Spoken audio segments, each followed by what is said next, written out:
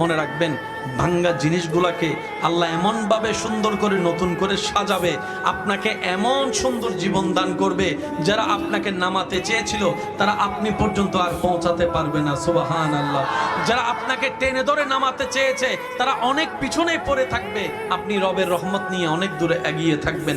মনে রাখবেন, শুধু একটু সয়ে যাবেন, একটু ধৈর্য ধরে থাকবেন, একটু সহ্য করে চুপ করে থাকবেন।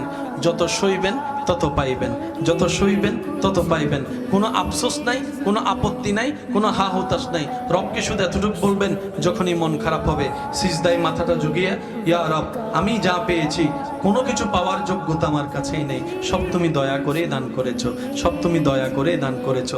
একটা জিনিস পাওয়ার যোগ্যতা আমার নাই, এই চোখ পাওয়ার মতো যোগ্যতা আমার কাছে নেই, এই কান শোনার মতো কান আমার কাছে নেই। আল্লাহ, কোনো কিছুরই পাওয়ার যোগ্যতা নাই, তুমি দয়া করে দেখার জন্য দুইটা চোখ দিয়েছো, তোমার দরবারে শুকরিয়া। সুবহানাল্লাহ।